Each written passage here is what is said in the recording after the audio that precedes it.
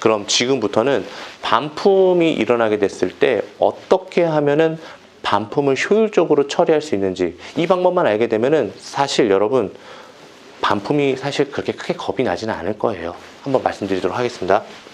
참고로 이거는 중국은 좀 힘들어요. 왜냐 반품이 어렵기 때문에.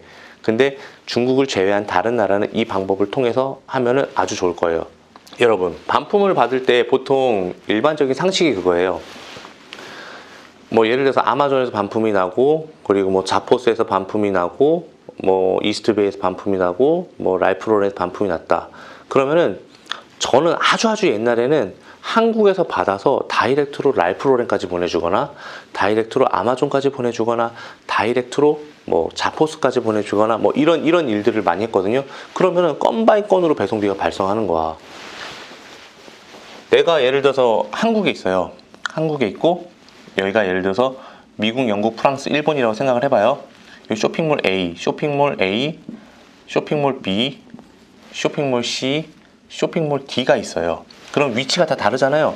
그러면은 한국에서 A로 보내고, 한국에서 B로 보내고, 한국에서 C로 보내고, 한국에서 D로 보내고, 물건 하나하나랑 운이 좋게 C로 발품하는 물건이 2개면 2개 묶어서 보내면 되겠죠. 근데 그런 일이 뭐 자주 일어나는 일은 아니니까. 근데 만약에 반품을 할 때 여기가 배송 대행지예요. A, B, C, D 물건을 전부 다 묶어갖고 이렇게 보내요. 배송 대행지. 그러면 배송비는 한 번만 들겠죠? 한 번만? 그래서 저는 여러분들한테 어떻게 하라고 말씀드리고 싶으냐면은, 일단 반품을 받아요. 근데 반품비를 받을 때 만약에 여러분들이 5, 6만 원으로 건당 설정해 놓게 되면 무슨 일이 일어나는지 아세요? 고객들하고 싸울 거야. 그래서 저는 합리적으로 딱 2만 원 정도만 받습니다. 그럼 고객도 어느 정도 리즈너블하게 받을 수 있어요. 받아들여요. 본인의 과실이거나 본인이 실수로 인해서 사이즈 착오로 인해서 했을 경우 2만 원 정도면 줘요. 근데 5만 원, 6만 원 만약에 준다고 하게 되더라도 다시는 여러분 사이트에서 결제 안 할 확률이 높아요. 자기들은 원래 본인들은 아픈 기억이 있는 데는 다시 안 가려고 그러거든. 그래서 한 2만 원 정도 받게 되면은 여러분들 사무실에 일단은 그런 상품들을 하나씩 다 쌓아놔요. 그렇죠? 그 다음에 패킹을 다 합니다. 패킹을 다 해놔요. 패킹, 그리고 라벨도 다 붙여놔요. 배대지에서 움직일 수 있는 라벨들을 다 붙여놔요. 여기에 도착해서 한국에서 다이렉트로 가는 라벨이 아니라 배대지에 도착해서 현지에서 바로 움직일 수 있는 라벨, 뭐 우리나라로 따지면 CJ 택배 라벨, 한진 택배 라벨, 뭐 이런 식으로 붙여놔요. 그리고 난 다음에 이렇게 한 상자로 묶어요. 묶은 다음에 바로 배대지로 갑니다. 그러면 보세요. 고객한테 요거 하나 보내는데, C라는 물건 하나 보내는데, 미국으로 보내는데 운동화 하나도 5, 6만 원 한단 말이에요. 조그만 양말 하나 보내도 트래킹된 걸로 보내면은 아무리 못해도 2, 3만 원은 보내야 돼요.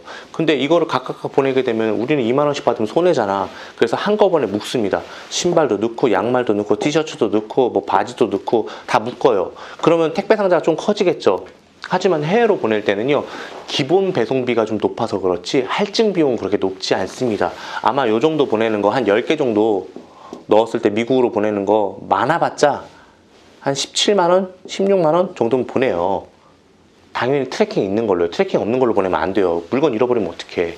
보상 못 받잖아. 그러면 이거 10개면 2만 원씩 받았다 그러면 20만 원이에요. 그쵸?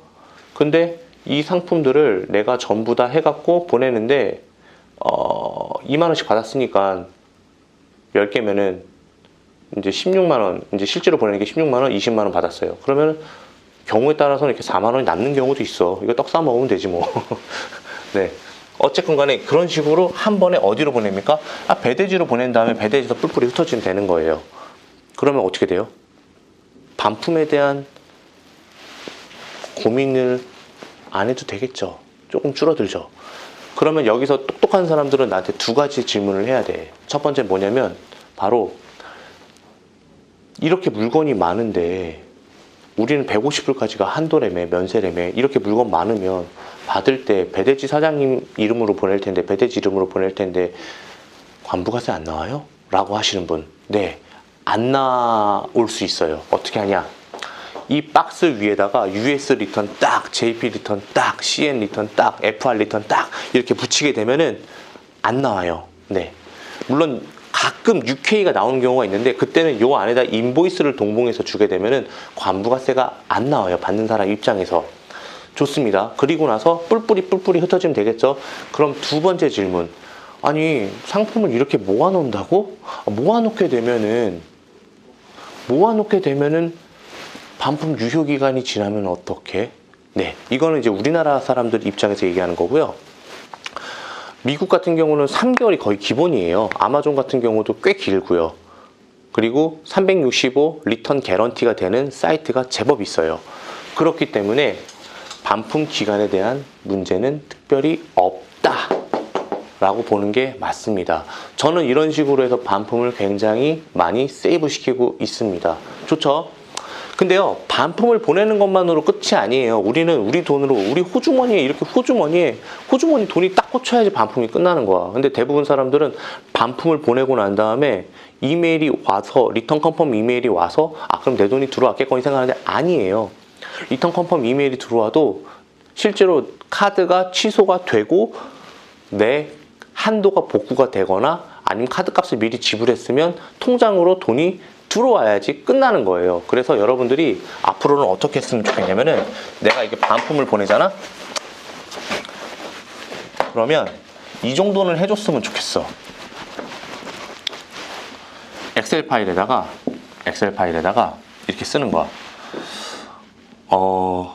어느 나라, 어떤 고객, 어떤 상품, 긁은 금액, 그리고 현지에서 리턴 트래킹, 그리고 보낸 날짜, 그리고 내가 긁은 카드, 금액, 그리고 반품 받았는지 여부, 그리고 돈이 들어왔는지 여부, 이런 식으로 다 체크리스트를 만들어서 들어오면은 삭제, 들어오면 삭제, 들어오면 삭제, 들어오면 삭제, 들어오면 삭제, 이런 식으로 꼼꼼하게 관리해 줬으면 좋겠어요. 왠지 아세요?